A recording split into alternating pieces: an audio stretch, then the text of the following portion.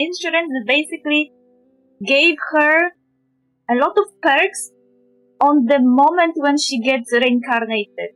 So she got reincarnated and appears in this place where there's tons of reincarnators and there's a huge screen. It basically looks like some kind of institution.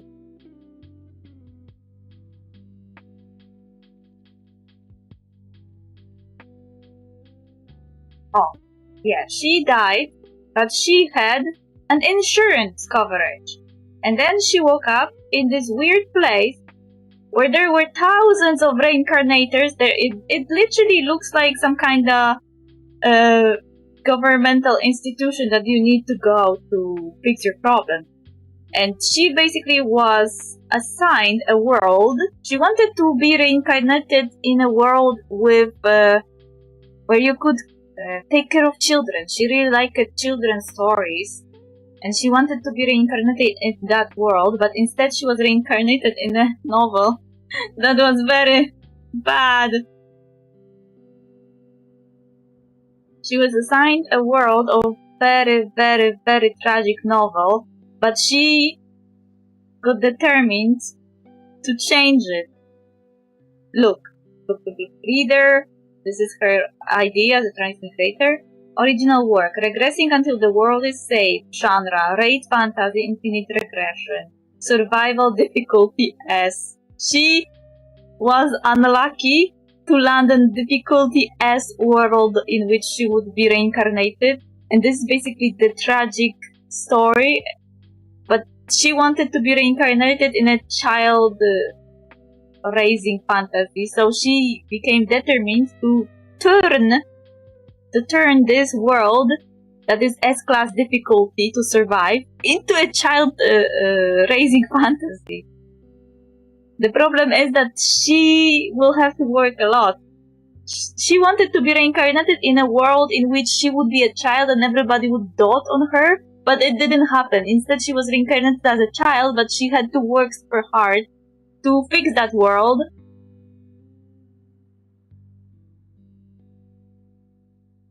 In order to save the world of Rafs that is being destroyed by demonic vengeance, the main character of the denomination dies. It's a top-class, irritating novel.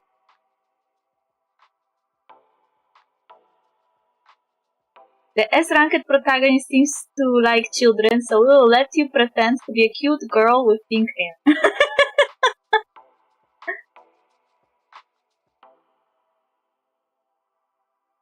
But yeah, it literally...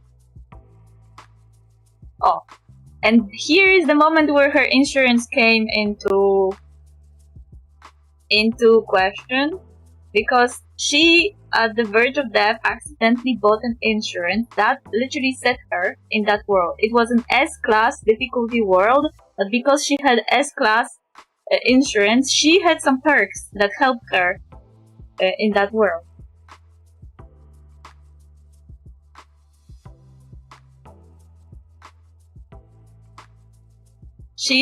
Everybody was like, she is the full package buyer. She bought a full package insurance with all her money from real world when she died. And basically she got perks that are over the top. She becomes basically an OP protagonist, kind of, but it doesn't mean that she has everything easy, though. There are some issues. But it was funny, that part about insurance, it always gets me. And it's really funny manhwa, I love it. And next one is... I will only talk about villainous manhwas, I feel like.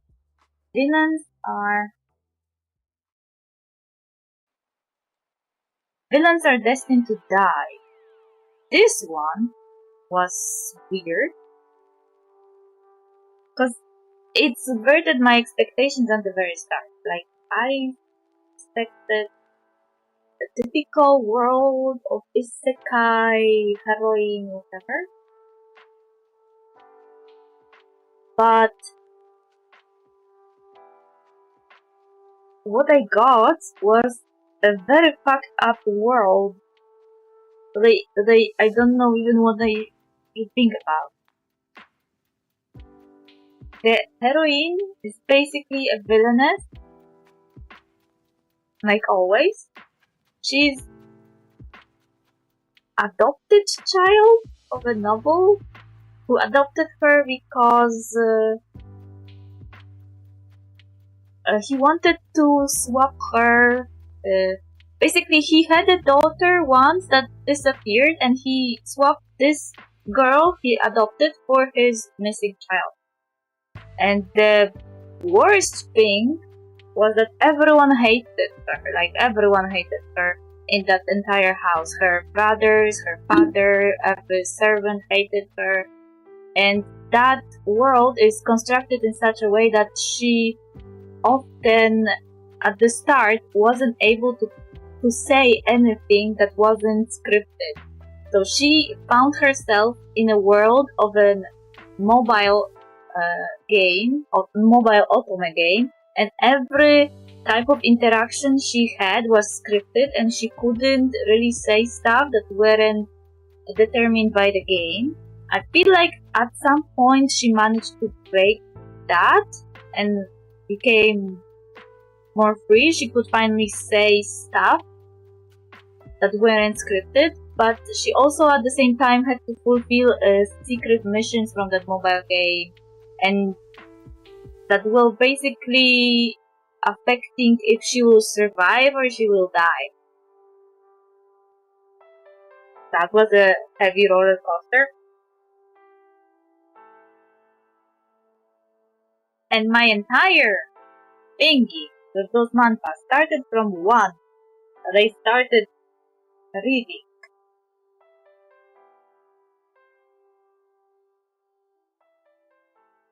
It was all this manhwa's fault. But I don't know if I will find it. Yes, it is here. Loud of the Count's Family. This is a really cool manga because, one, it's about Transmigrator who is a man. He also transmigrates into the body of a minor villain, but he then does everything in his power to not... how is it? He didn't want to be beaten. Like, he didn't want to be hurt.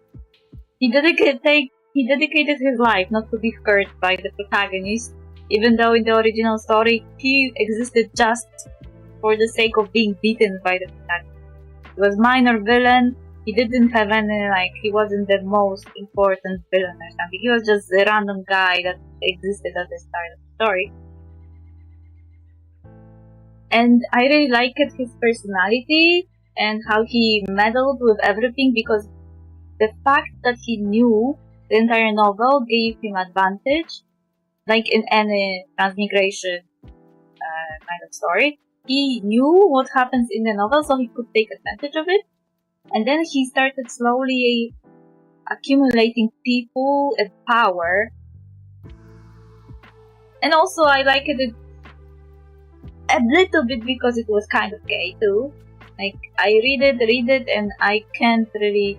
It doesn't do much to stop the gay allegations. I know I will never get it gay, that I will never get this guy to be gay, that it would be so nice if he was.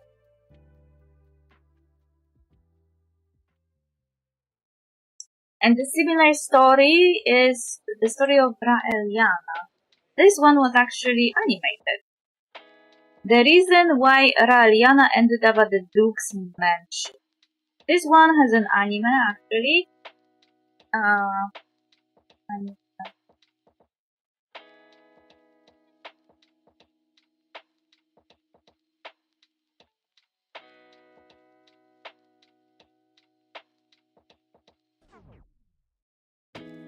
I can.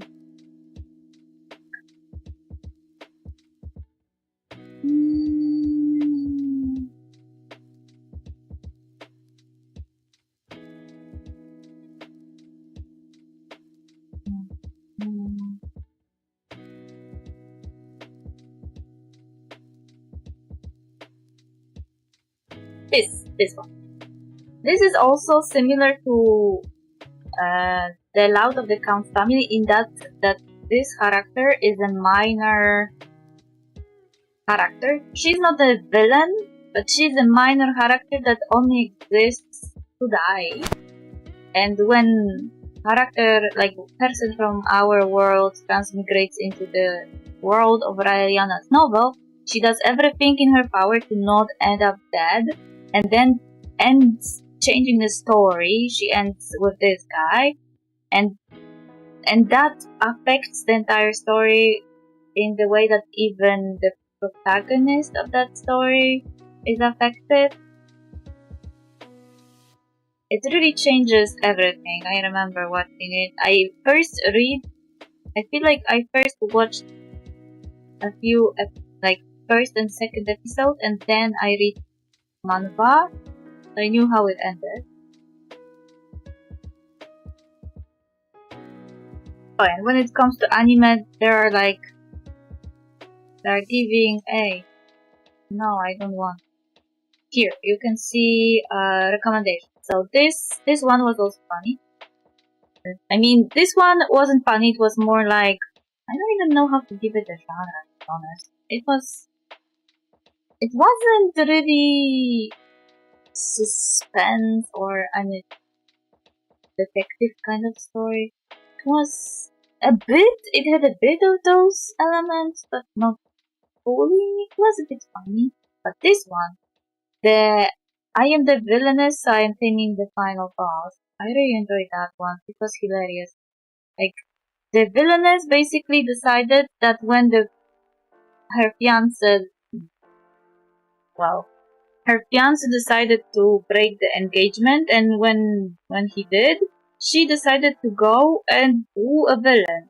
But not in a romantic way. She basically just went to convince him that they should be on the same side. And that changed everything. I remember that this story also, like Raeliana also had an enemy in form of the protagonist of the story. Like, the protagonist of this novel-like world was another transmigrator.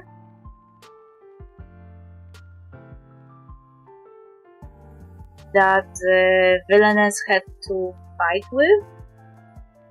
It had also this very interesting clash of ideologies, because villainess treated this world as a world with real people, but the heroine of the story that was transmigrated treated them all as dolls. She basically was wooing this man using her special abilities as a heroine, but she never treated them as real people. So that was also one of the main conflicts between villainess and the heroine, that their ideology about this world was clashing.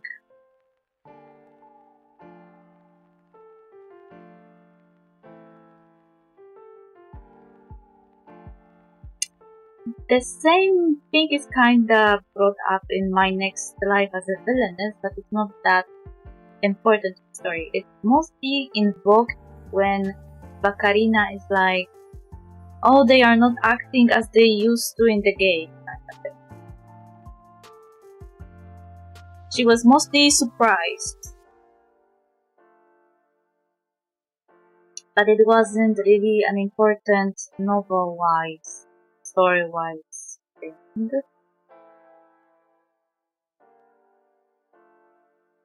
There was also this one.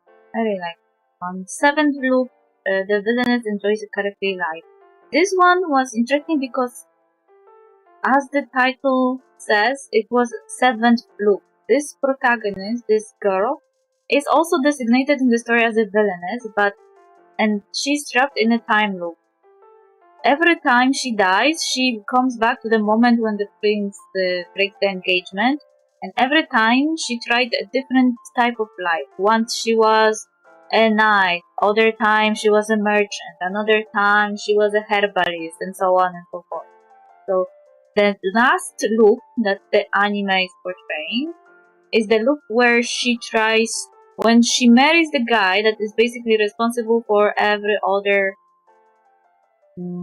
moment when she died. Sometimes directly, sometimes indirectly, because he starts a war and she dies in that war every single time. So she comes back and back and back, and she's looking for a way to live longer than 5 years, because this is the loop. Loop is 5 years, basically.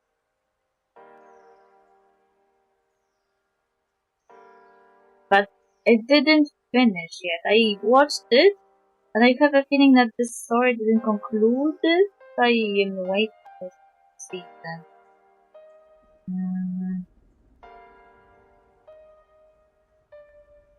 Ascendance of a Bookworm was also an interesting one. It's for people who are obsessed with books, but also who like good world building and a good magic system. Because this magic system is really impressive. The protagonist of this anime is basically a child that died, and into her body someone from our world transmigrated, and that person from our world was a bookworm, basically. And she became obsessed with the idea of creating books, because in this world you really have to be rich to have access to books, because books are, like it was a long time ago, books were kind of like a luxurious item. They were very pricey and very expensive to make. So that's why only people from the higher class had access to them. But our protagonist of Ascendance of Bookworm, she was basically born as a poor commoner. She would never have access to those books if she didn't make her own. So she decided to make her own books. But she also turned out to be a very powerful magic user, which also changes a lot of stuff. Oh, and here is my favorite anime. The Magical Revolution of the Reincarnated Princess and Genius Young Lady. This is a Yuri isekai anime. Basically, the princess is a person from our world who got reincarnated into a world of fantasy. It was never mentioned if it was a novel or a game or something. She never says that. She only indicates that she's not from this world and she was reborn in this fantasy world. And she's a princess. The only issue is that she can't do magic. She was always fascinated by magic. She loved magic, and the biggest unlucky thing in her life was to be reincarnated as the only person who can't use magic. So when she realized that she can't do magic, she started inventing magical items. And she used those items in battle, basically, because she became also an adventurer. She was at the same time a princess and an adventurer, and then her brother, at some point, breaks the engagement, like in typical villainous anime, with this character, Elfie. This one. Elfie didn't really do anything. She didn't deserve that treatment from Anispia's brother, but well, he is an asshole. And when he broke the engagement, it was actually at the same time when Anispia was testing a new magic item, so she literally fell in the middle of the condemnation scene, and she stole Elfie with her, and she took her away. She basically kidnapped her. And then when she kidnapped her, Elfie stayed with her, and they gradually became closer and closer until they fell in love. You know, because this is Yuri anime. But I really liked the entire idea, not only because it had a character that was actively inventing magical items to accommodate herself in a world that can't imagine someone without magic existing, but also, or more like not someone without magic, more like a royal without magic. because she's of a royal family, she should be able to do magic. Anyway, it was interesting on that front, but also this is the only story I ever watched, only isekai story I ever watched that actively tried to change the system of the world for the better. So Anispia and Elfie were basically actively challenging the world to make it a better place, to make it more open-minded, and to basically accept change. No other isekai anime ever does that. Like, the typical scheme of isekai anime is like, you die, come to isekai, you have adventures, you get a lover, the end. There is no challenging of the world, there is no challenging of the system, no changing customs, nothing. But this one was actively determined to challenge the status quo instead of just living it. Like, you don't know how annoying it is when I'm either watching isekais or reading transmigration stories where there's, for example, some very important topic touched upon, like slavery, and the only thing that character is doing is like save one slave and then ignore the entire issue of slavery. Like, if you are going to save a slave, couldn't you also try to destroy the slavery too, like to save everyone else? Like, can't you challenge the world a bit? But no, they never do that. It's so annoying.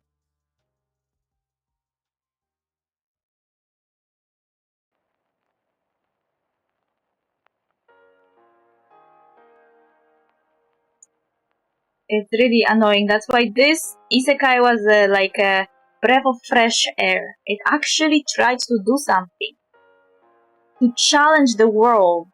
And I am not surprised. Like, I don't want to say that it's because it's Yuri, but you could have made a strong case that the author that already was determined to write a story that exposes the wrongness of the world and challenges it, did it because the entire idea was about a romance that in that world wouldn't be able to exist. Because that world is patriarchal. So Anispia would never be able to marry a woman, even though at the start of the story there's a flashback when she tells her father that she's a lesbian and she never will marry a man.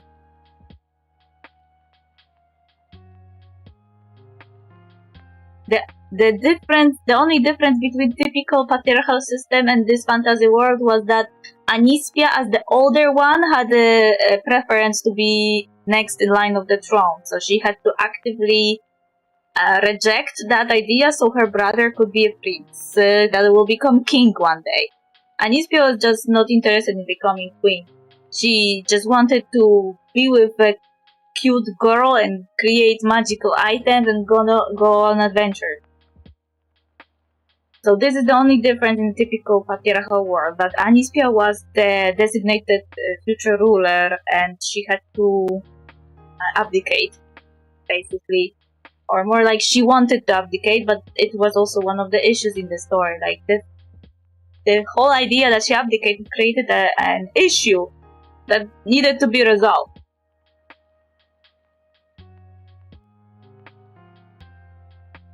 There's so many isekais. I watched most of them.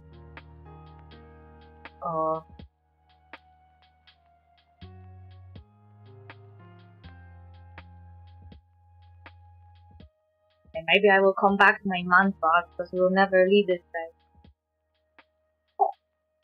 Oh, there is a good one next. I wonder if I will find her of being a villainess.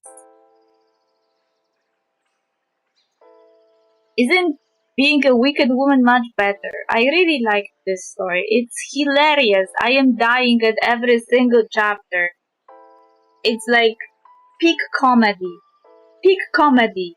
The main character is obviously a villainess, like always, but she, in her real life, in our world, she was meek, typical extortable hunchback kinda lady. She was small, cute, and people easily could fool her, so she could like lose money or fun stuff for some random people who literally kept extorting her because they thought they can get away with it. And when she died and got reincarnated, she was overjoyed that her face was scary. That was the funniest thing. She wasn't feeling bad that she has a scary face. She was so glad because that scary face was protecting her from being treated like she was treated in her previous life.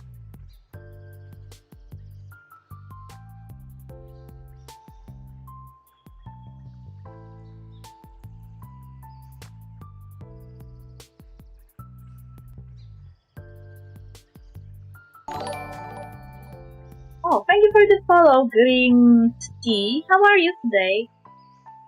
I feel like there is some kind of timer, so we will have to wait for a time. I don't know where to disable this timer, so I don't even remember that. Anyway, I really liked the story because 1, she had a scary face, and 2, she was a person who actively was using her knowledge from our world to be treated better. Like, usually in isekais and transmigration stories, the protagonist wants to use the knowledge from our world in that new fantasy world, but usually it's like typical knowledge that you can't really believe that protagonist really understands. Like, it was really well explored in Re:Zero anime. That protagonist Subaru, he thought that his knowledge of phones and cars and planes will give him a foothold in the fantasy world, and he really got disabused of that notion really early because his knowledge was shitty. Like, most people don't really know stuff. We use phones, computers, we use technology, but we don't really know how it works, so we can't use it, or can't really capitalize on this knowledge in fantasy world, even if we have materials to do so. Like, there was another anime that was called something Cheat Magician or whatever, and the 2 protagonists that were isekai, one of them was really good student who was really good at physics. So because she was good at physics, she automatically knew how to improve the spells in the fantasy world because the spells were using science. So she could use science to enhance her magic or make her spells stronger, cast quicker and stuff because she knew how it worked because she was good at physics. So in this world, the protagonist of The Perks of Being a Villainess also has this type of knowledge because she was a university student that was a STEM woman. She basically was into math and stuff, so she used her math knowledge to improve the magic in this world.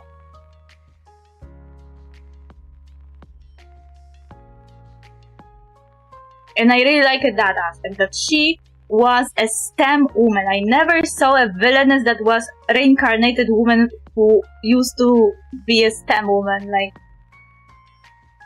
that was such a flex.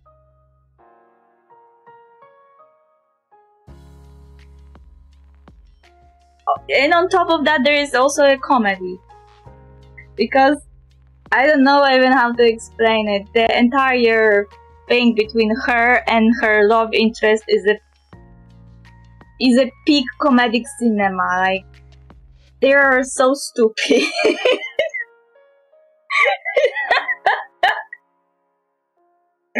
Like, he especially is stupid one. I always, when he tries something, when he tries to do something, he at the same time, he's very shrewd, very intelligent, but at the same time, he's an idiot. You know, this appeal of characters that are very intelligent in one area, but really stupid in another. Like, really good at science and stuff, but stupid in love. This is exactly that.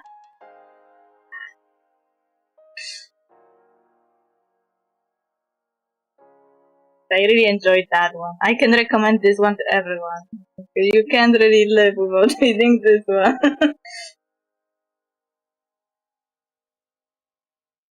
Oh, and now we go to a more depressing territory.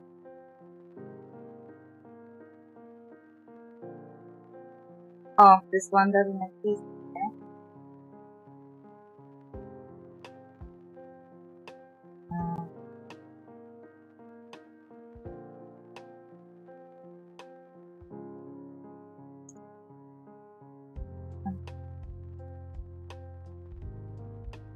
This is very depressing story. It's called Kill the Villainess because the villainess is basically suicidal.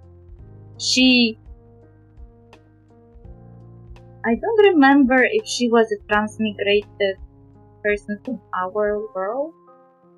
Yes, she was. She was, and that was one of the motivations why she wanted to kill herself. She wanted to go back to her world, but whenever she tried to kill herself, the story wasn't letting her. Like, the entire universe was trying to keep her alive in some way, so she really couldn't kill herself, and she was forced to live this life even though she didn't want to. And it was really depressing. It was it was also very deep and very interesting on the magic system side, but also on intrigue and the political. It's very political heavy because she is a fiancée to the prince, and she basically is supposed to become an empress. So the entire thing is very heavily influenced by politics around the crown. But what she really wants is basically dying. She wants to die, and she looks for a way to kill herself. Even when she finds a lover, a man that she wants to be with, her goal doesn't change, which is tragic because I can't imagine what that guy will be doing when she's not there anymore. I guess that guy will lose his shit.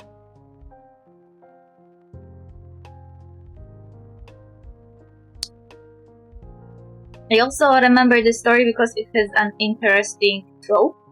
Like, do you recall that the story that is written by an author, it's usually governed by the author, but when you transmigrate or isekai into a story of a book, that the world automatically becomes real with real people, and the world has to somehow fill in the gaps of what author didn't think about.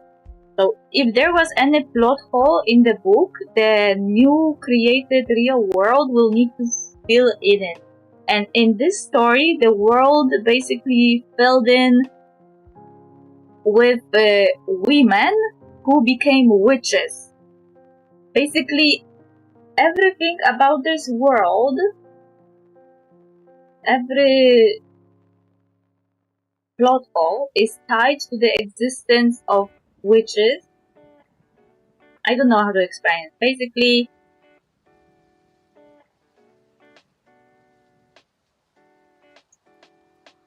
the witches didn't exist in the original story. They were a creation that was supposed to fill in the gaps of the story when the story stopped being a book and became a real world.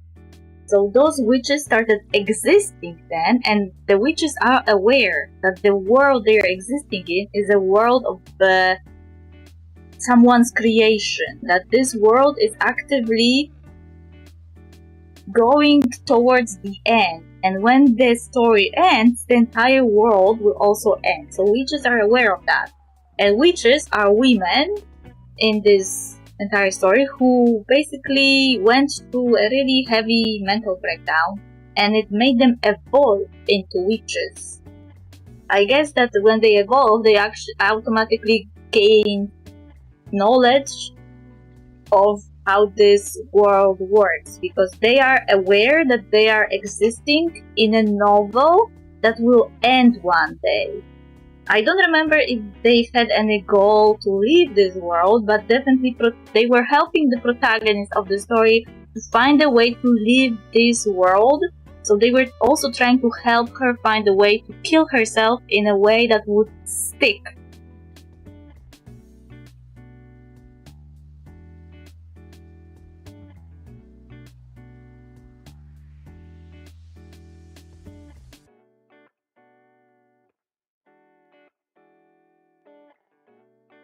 Next one was a manga that I was actually avoiding for a long time, because I didn't know if it will be good. I was avoiding it, and when I finally read it, I was so disappointed in myself that I was avoiding it so long. Like, if you recall the anime,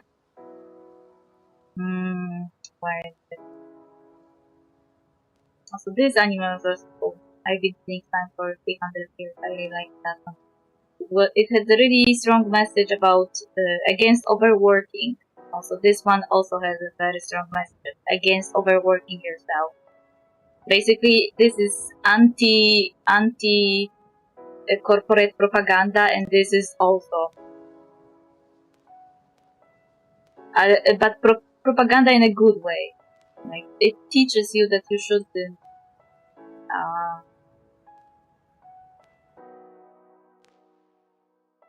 to say it, bend over backwards for your work. That you shouldn't prioritize work over life. Oh, this one. The science power is omnipotent.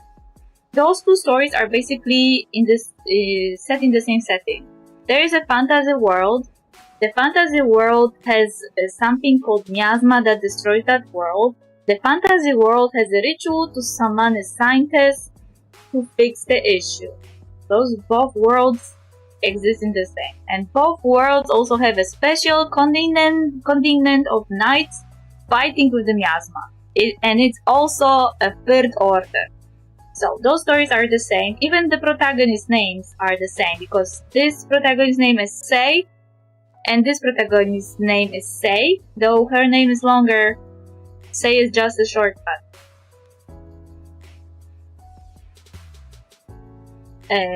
No, wait, it was the other way around. Her name is short, and his is longer, but everyone is calling him Sei.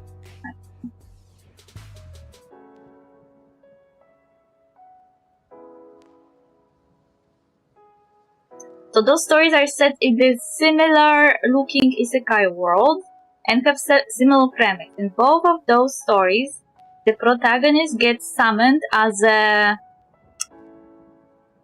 not wanted addition to the actual scientist.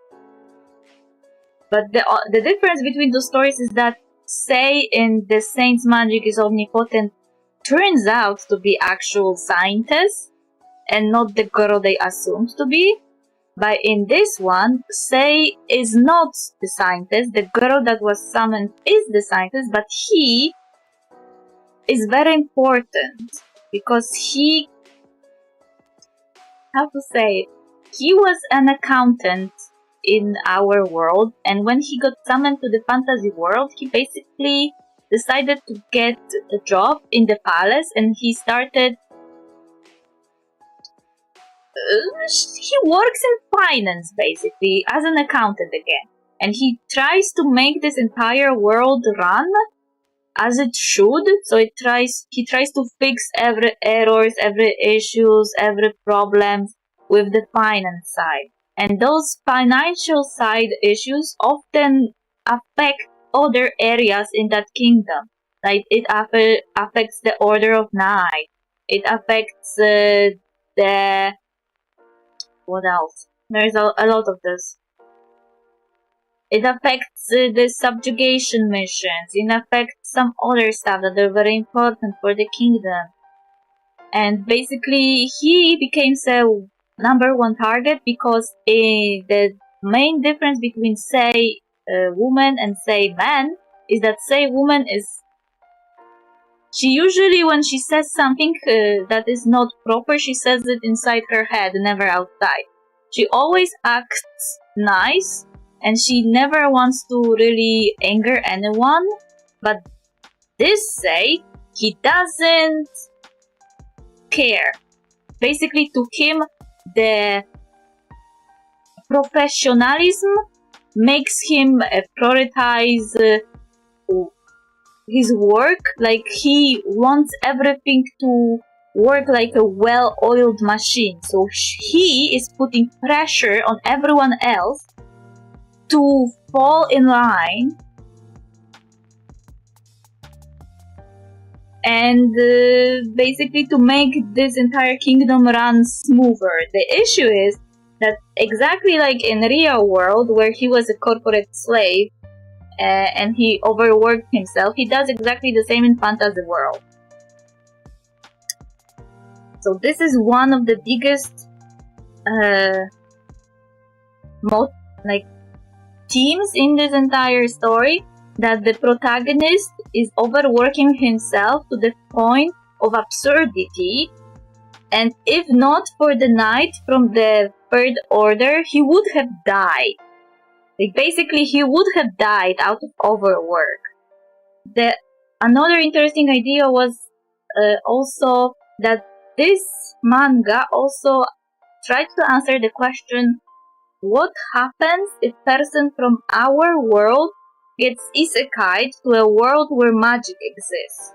Basically, it was established that because Sei was from our world, he was not accustomed to magic, so he was suffering from a magic-induced sickness, because he didn't have resistance towards magic that he built since an infancy, because he wasn't born in that world, and he wasn't raised in that world, so he didn't have immunity and resistance to magic that all people naturally got in that world by the virtue of being born there, being raised there, and stuff like this.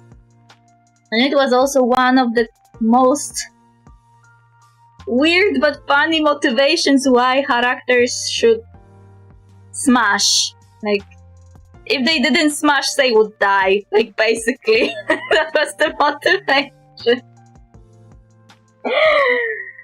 And the funny part was that Sei is basically 30 years old or older man who doesn't even care that he smashed with another man. He only cares about work. He's obsessed about work, and he doesn't think about anything else than work. While the knight tries to actively teach Sei to take care of himself. So this is, like, when I read this story, I was kicking myself why I was avoiding it so long. This is a perfect metaphor. This is a perfect cautionary tale. Why you shouldn't make your work your life.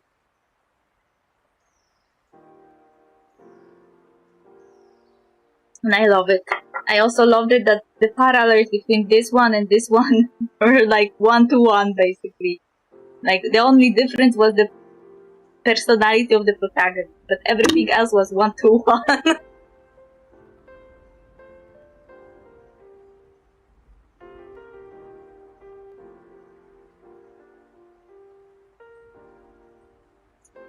And what I have next? Lateness, earns, and overclass.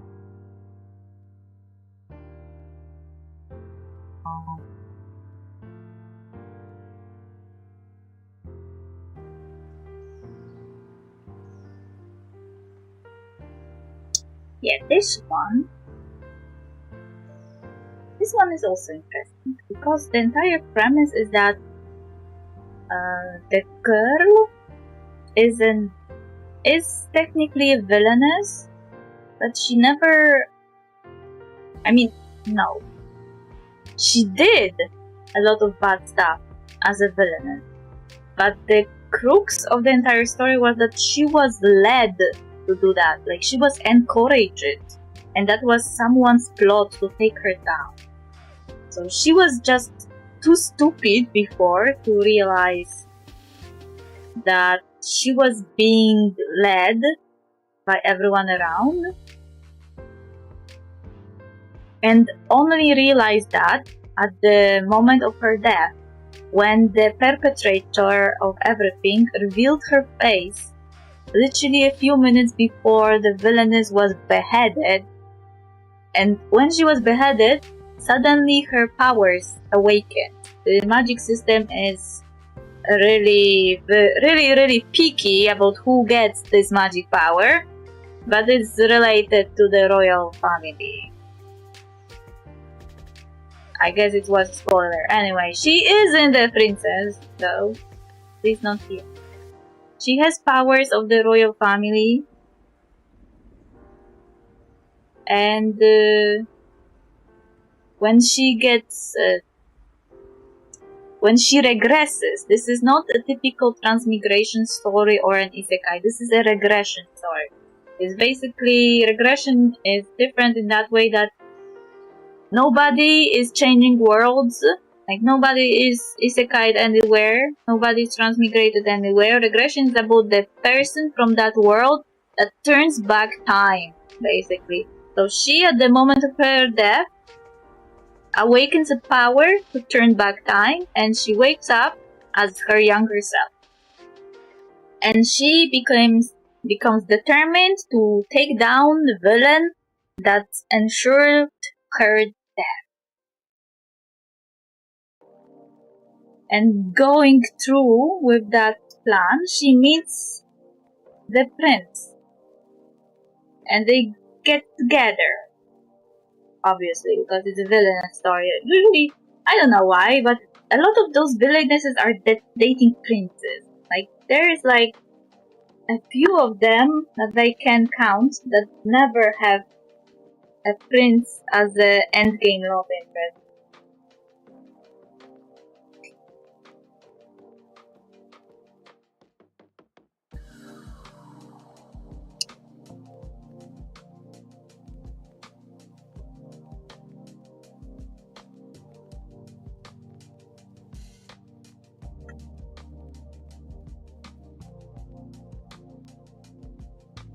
This one was really annoying because this protagonist was basically,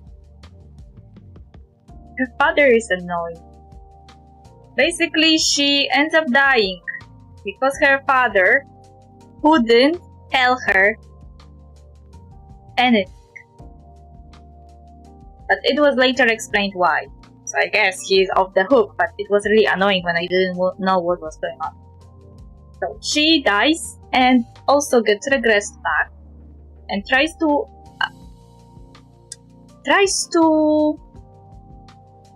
no, she doesn't try to win her father's affection. No. What she does is she starts actively ignoring her father, because as far as she was concerned, he abandoned her and let her die. So when she comes back in time, she decides to stop trying to win his affections. And that, surprisingly and ironically, makes him even more interested in her, but the plot twist is that he always was. He always was, but he couldn't tell her. He treated her coldly for some stupid reason. But yeah, the title actually is a reference to the fact that she was supposed to marry a guy that had a really bad reputation, and she really didn't want to marry the guy. But, well, of course, later it turned out that he didn't really have that bad reputation.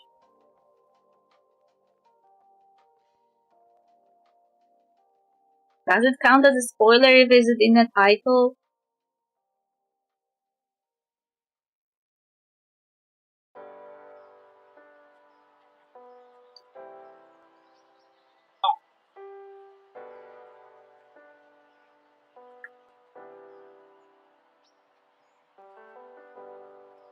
This one is funny. The villainess flips the script.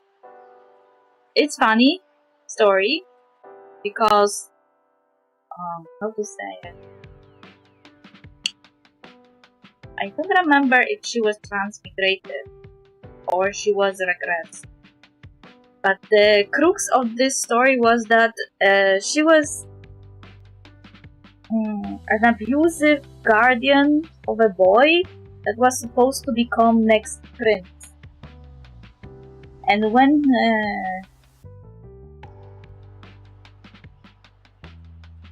I think she was transmigrated. I feel like she was transmigrated. So the transmigrator decided to be the best possible aunt to that little man as she could. And that obviously changed everything, because when he was took back to the palace by that handsome man in the picture, the aunt was also taken with them. In the original story, she was left behind. But in this story, she was taken with them. And that led to a lot of stuff getting uncovered. And also, this is the most autistic story I ever read. Everyone in this story is low-key autistic, especially this man. He's so stereotypically autistic that it hurts sometimes, but it's also fun. Like, he's autistic in very stereotypical way, and she's autistic in very woman way, and they kinda have issue with communication because of that. But they are super freaking funny. I remember when I was reading this story, how engaged in autism I was. Like, their apparent autism, I was like, they are so autistic, I love them. They're so stupid. Like, not to say that autistic people are stupid, just this guy was so really bad at getting cues that it almost appeared as if he was stupid, but he wasn't. He was just really bad at taking the hint.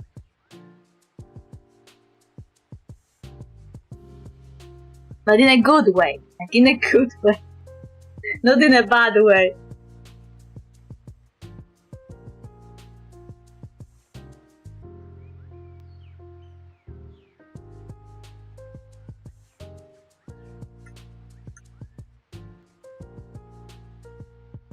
This one was also nice. The villainess in this story basically leaves her family and opens a stationery shop. She's a transmigrator from our world who was always fascinated with stationery shops. And she really wanted to make her own. So she made her own stationery shop, and well, everything went down. Like, suddenly it turned out that she was really more important than everyone thought she was. Her husband, or more like her fiancé, was really, really shitty man. And he deserves to be thrown into garbage. Like, I hated that man, like, seriously. Her entire family and her future husband were like...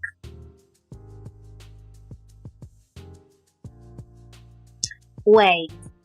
I think like he was already her husband.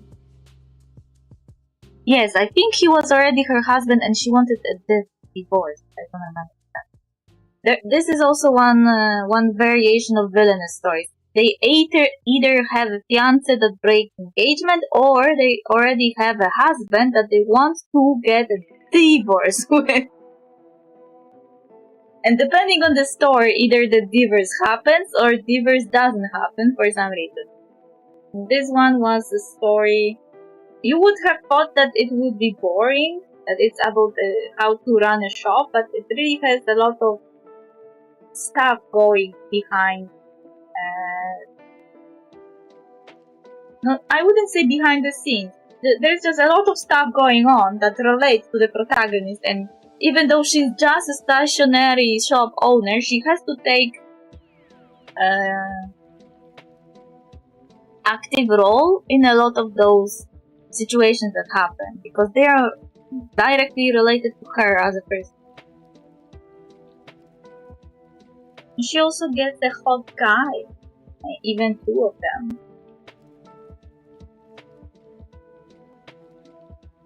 Another one goes...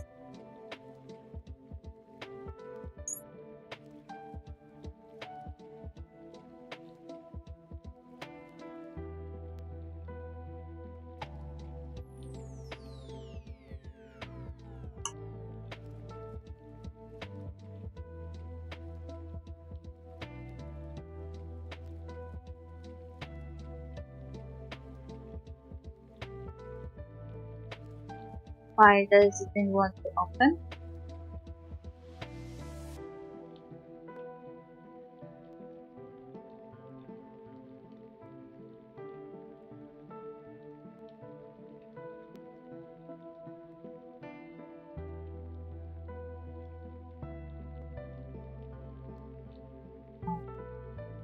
Or no?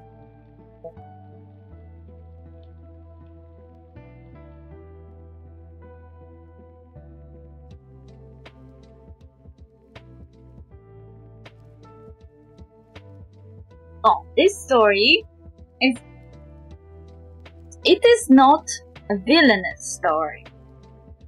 It technically falls into the same category, but only by the virtue of the fact that the protagonist kind of could be considered villainous if you really squinted at it, but she isn't. She isn't an already existing character.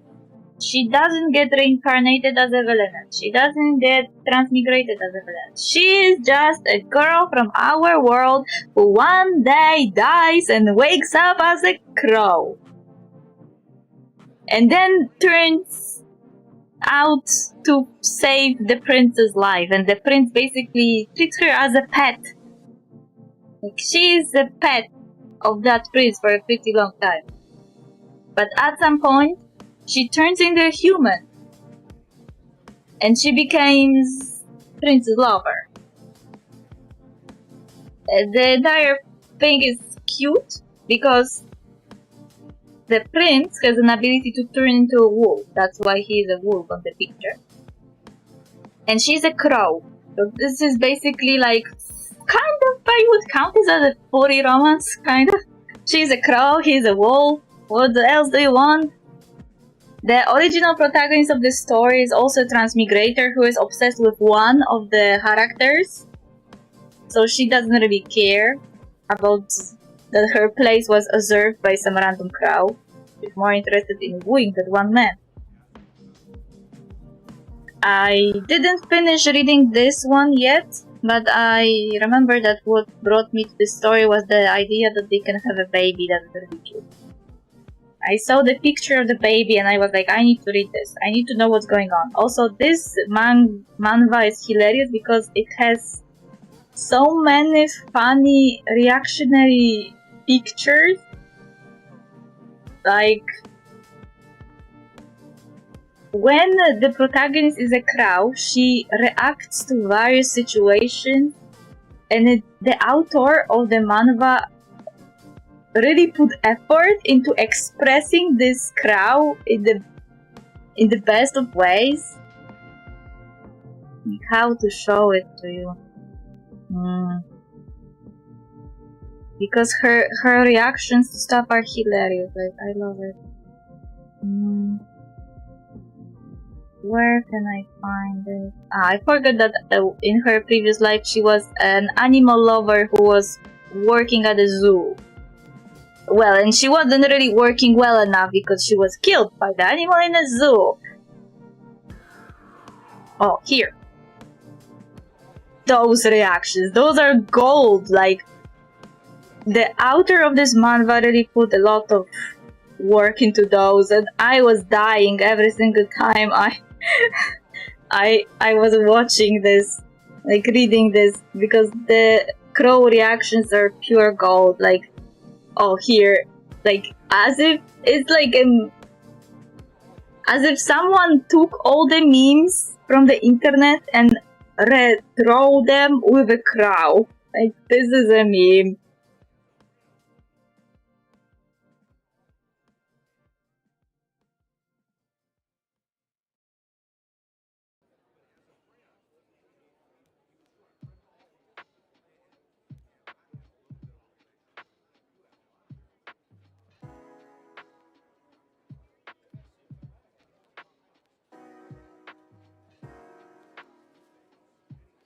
Oh, here, another meme. Those reactions are gold. She is a crow for a pretty long time, but at some point she becomes human, and it's really not that long, actually. It felt long when I was reading it, but it wasn't really that long. Oh, this reaction is gold too. Damn god bastard, at least you had the bare minimum of a conscience. Yeah, she's talking about the god who transmigrated her to giving her an ability to understand the races in that world. She really had a vendetta against the god who put her in that world. It's when she met the protagonist of the story, she also learned that it was... I don't remember if she already knew or she learned at that moment that it was...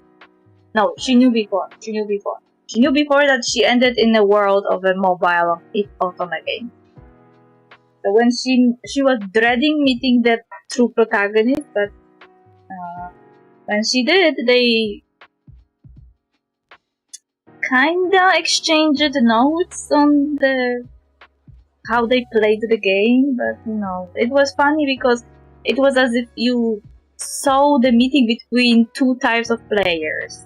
One player who plays every single route to see how they end, and the other type of player that only ever plays the same route over again.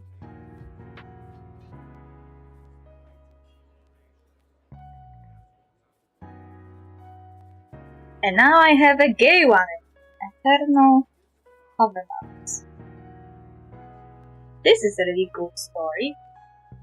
The entire world building is basically like, we are existing in a world where dragons exist, and dragons are basically gods with power to create new world. And the protagonist exists in this world, but he doesn't remember anything. Like anything at all. Like he doesn't have amnesia. He was reincarnated, but inside that world, not from our world. This is like self-contained world. He existed in that world once, then he died, and then he got reincarnated again. But the man on the picture knew him in both of his lives, as the previous version as the new version. They are also two love interests of the guy. So the world basically is, I wouldn't say split, but the two most important places in that world are one country that is very afraid of magic, and the other country that is basically all magic. If you were playing Dragon Age, it would be basically like if the southern chantry and the northern chantry were really close to each other geographically. So that one country fears magic a lot, and everyone who displays magical abilities is considered cursed and evil and stuff, while at the same time they really they border with a country full of people like that, people who can use magic.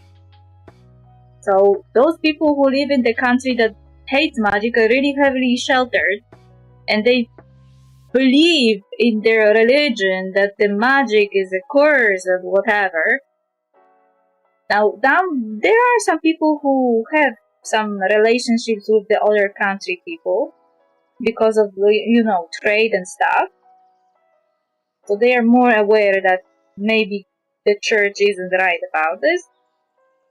But that generally, the entire country in which the protagonist lives is the country that hates magic. And he, unfortunately, is a magic man. At least he was born with magic.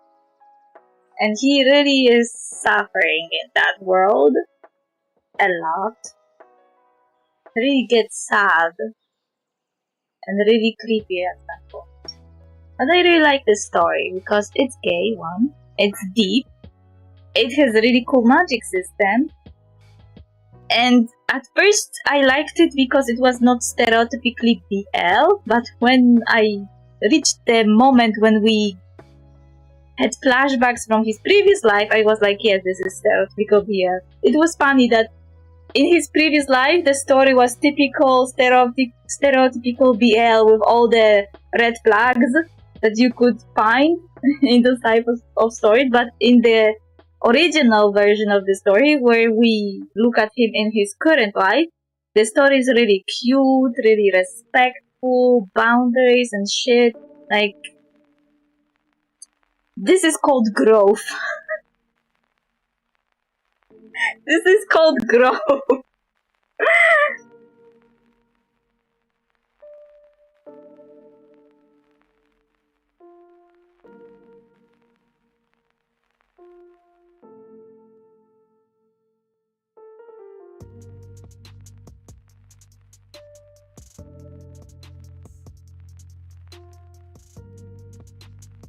Oh, this one of the most very interesting ones. Resetting Lady. It's a villainous kind of story, but without a heroine protagonist and shit. Basically, a woman is trapped in a time loop, and she tries to live her life well. After her first life ends tragically, she tries to fix it the next time. And she thinks that when she dies, it will stick, but it doesn't. She then again wakes up and tries again to make this life of hers happy.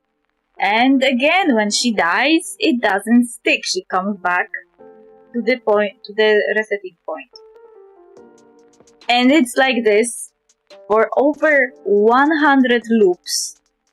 She's at this point really desperate to end the loop, and the entire story starts in a moment when she actually snaps and she decides to become a psychopath serial murderer.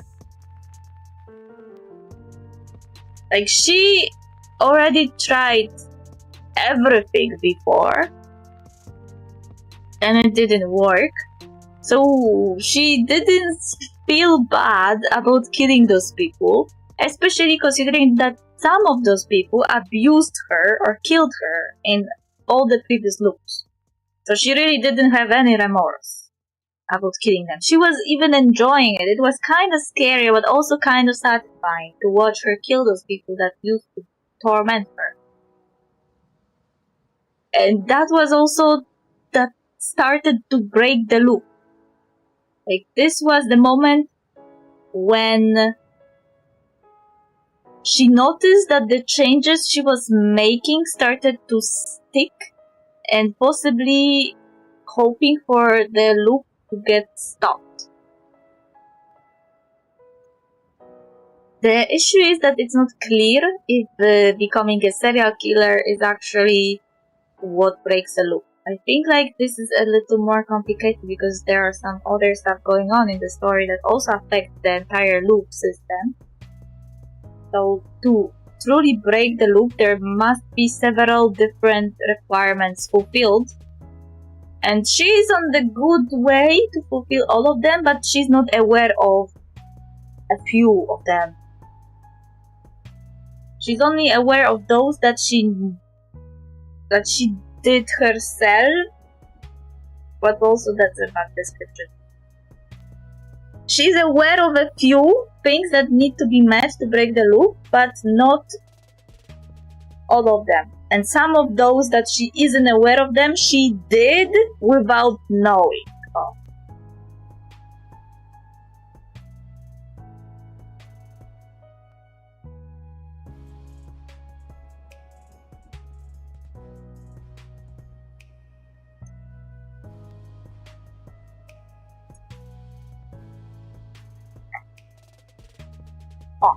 This one is also one of the gay ones. Here we have a man from our world who gets isekai'd into a world of his sister's Otobe game. And he's very unhappy about this, because he just wants to live his life quietly, not being bothered by anyone, but sadly he turns out to catch attention of every love interest of the protagonists of the story. And every single one of those love interests is a garbage man. Like, you don't even know how frustrating that is. Like, I was reading this story for some gay romance, but what I got was a bunch of trashy men that I would want to kill like, with my own hands. That story, though, has a benefit of having both gay romance and lesbian romance at the same time. So you get both of them, even though one of them is a little... like, every time he interacts with the love interest, you kinda don't want them to interact with him. You really want to call the police and keep them away from him. Like, you really feel bad for that man. He didn't deserve that. He really didn't deserve that.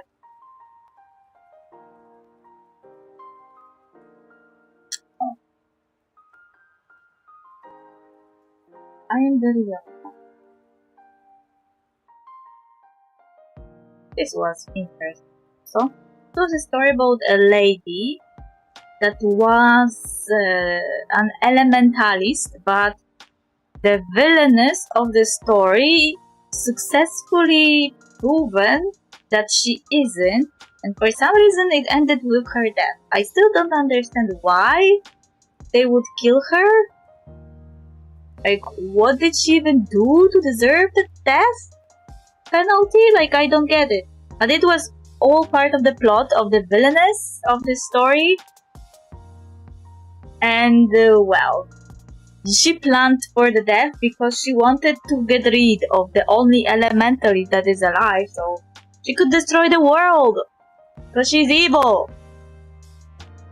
But the protagonist of the story is, of course, a regressor who died once, came back in time, and was already aware of what is going on.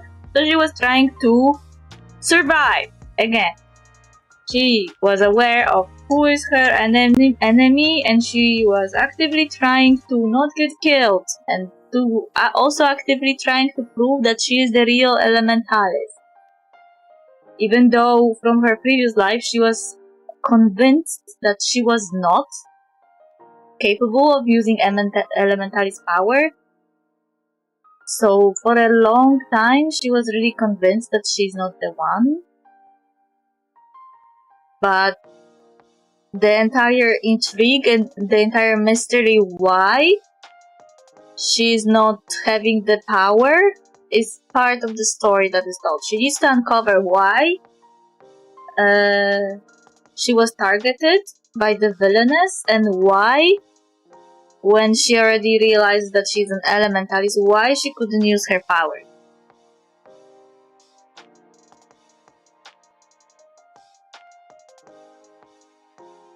This was really a straightforward one, to be honest.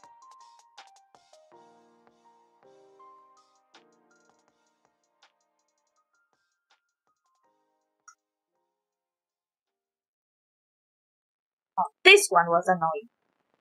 As my husband said, I brought in a lover. Basically, this was a story about a man who met a commoner woman and fell in love with her. And then he married her and made her the lady, like the noble lady. And you could say that this is a typical fantasy, self-fulfillment story, romantic, whatever. That a girl from a lower station is chosen by a man from a higher station or whatever. But it was not like this. I mean, maybe he was in love with her at some point, but he is the type of man, the blonde one, that he really gets bored with women very quickly. So when he started seeing another woman and he was caught by his wife, his suggestion was basically that she should have found herself a lover too, so they would be even. So he was cheating and he was encouraging his wife to cheat too. And she didn't want to cheat because she still loved him and she wanted to be loyal to him, yeah, like a typical good wife. But then she met this guy and they kind of had an agreement that they will act as if they were lovers to see what happens. Like, she isn't dating the guy for real. They have a deal that he will be her fake boyfriend. And the funny part is that her husband is really not okay with it. Like, typical man. He says one thing but then gets angry if you listen to him. He really wasn't happy with the fact that she found herself a boyfriend, and he became more and more interested in her as the time went on. I think like I didn't finish reading that one. I don't know what's going on later on. I only know that it's a typical story. We start as a fake couple to become a real one.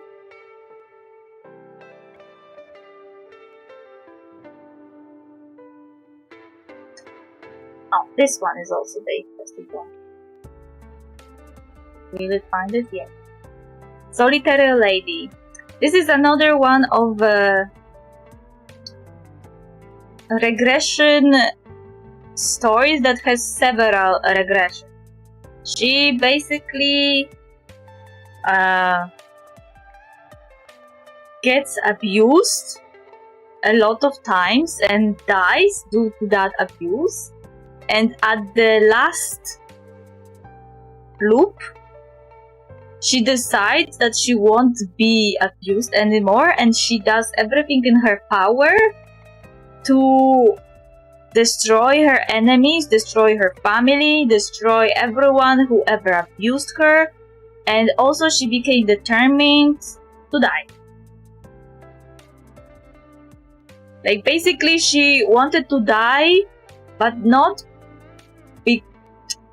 in every other loop she was killed by someone or was dying due to the circumstances she was put in by her enemy. But in this story, her first mission was to become powerful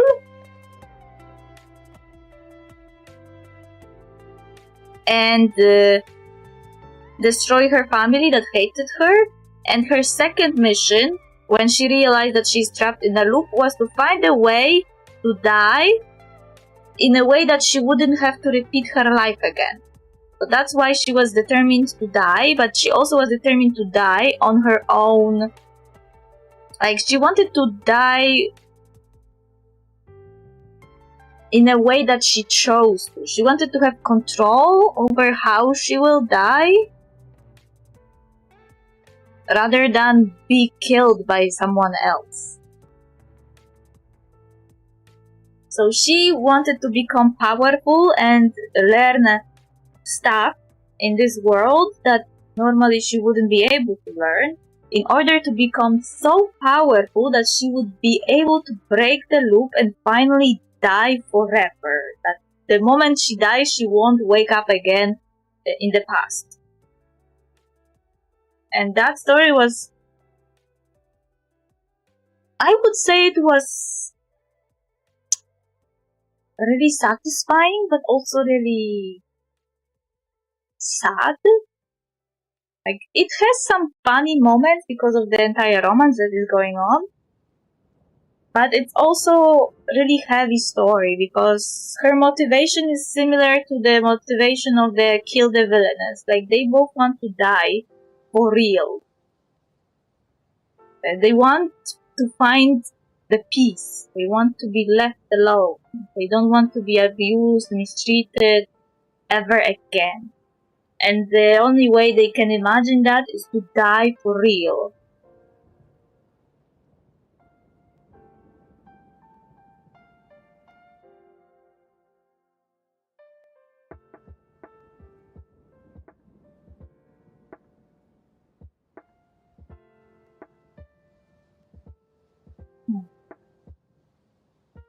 This is also my manga. anime. I really like it by the grace of the gods because it's kind of slow, but I really like the fact how creative it is with the entire slime business. I like how this protagonist is really dedicated to finding new ways to improve his laundry business. In the land of Redale was also interesting because the protagonist was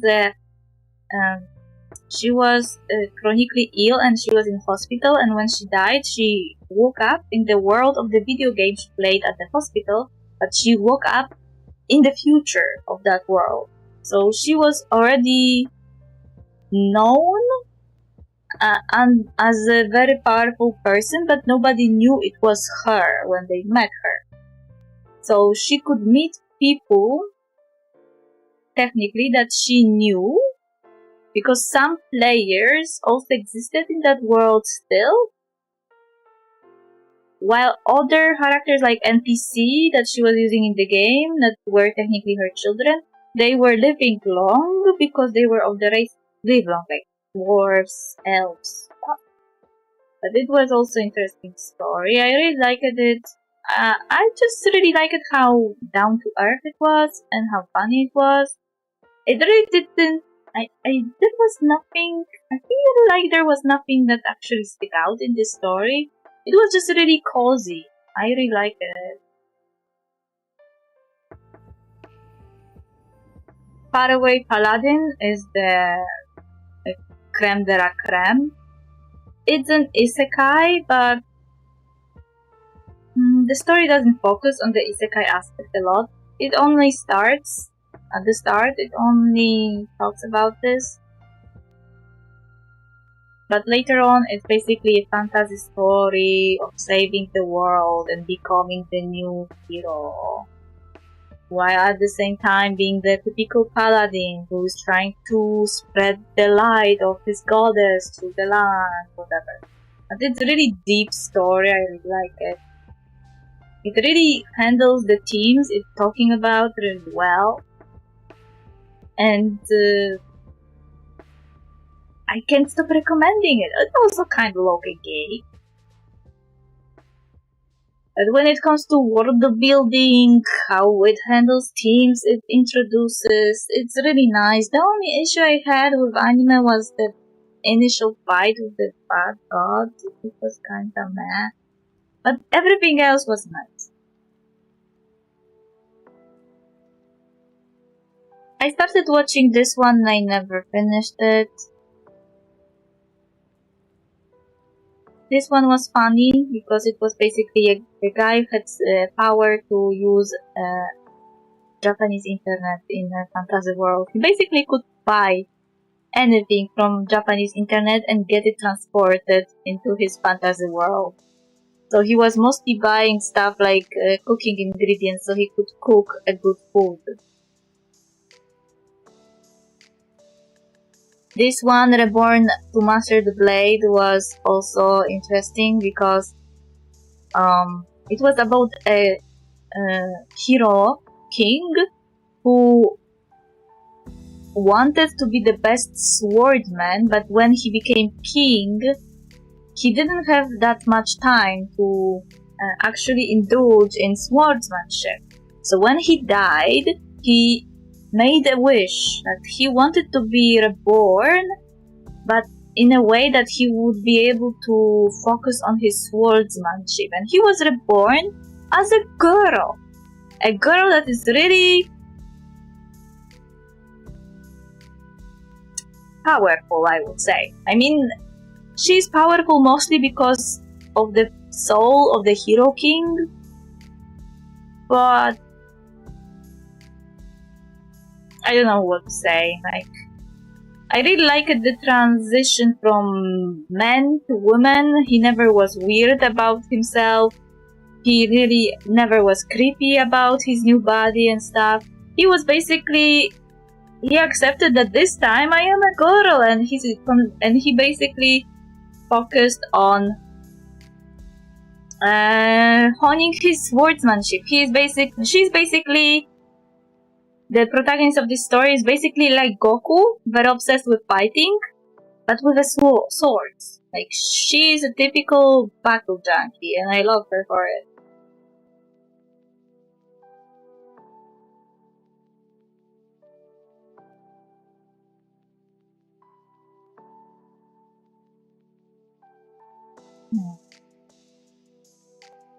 This one was also interesting because I liked the healing magic system they were using. Like, it's called the wrong way to use healing magic, but if it was up to me, I would name it the right way to use healing magic, because healing yourself while you beat up the bad guys is the best usage of healing magic I ever saw. I really like this story. It has 3 protagonists, and they really feel like friends. You don't really get the feeling that they are forced with the friendship and everything. Anyway, I guess I will finish here because I was talking to myself for 2 hours. Hello, so I am going. You are late. You should have came earlier. But I am finished right now. I was talking about my favorite comics, and mostly I was talking about villainous stories. Typical villainous, transmigration, regression, and isekai stories.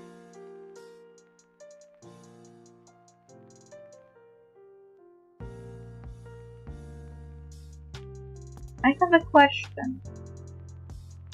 Do you want to be banned? Because I don't find this amusing.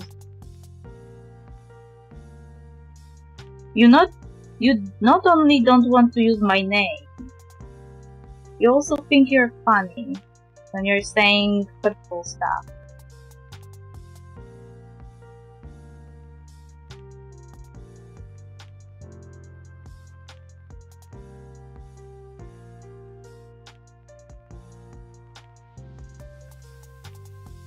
But I am asking.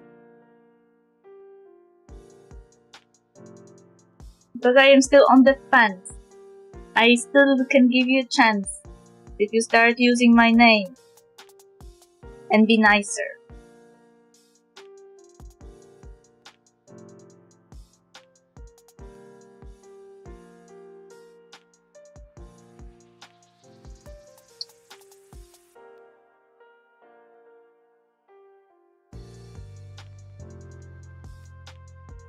I mean, it's literally in the stream.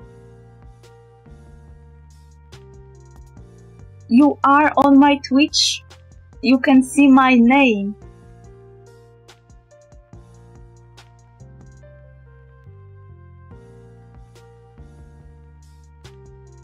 Are you blind though? If you were blind, I would maybe forgive that slight.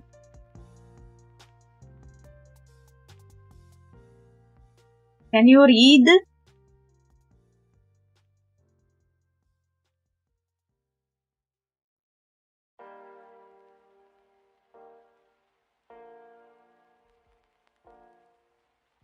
Feel like you can't read.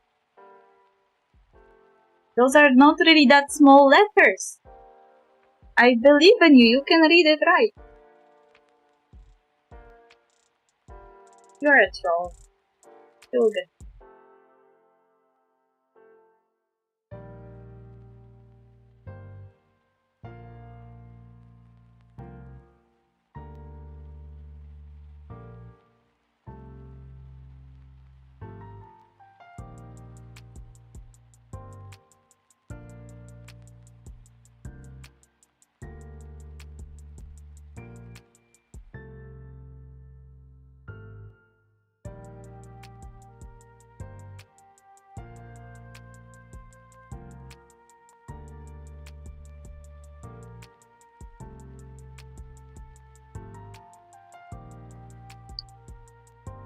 I guess now we can actually say that we will see each other never. Bye!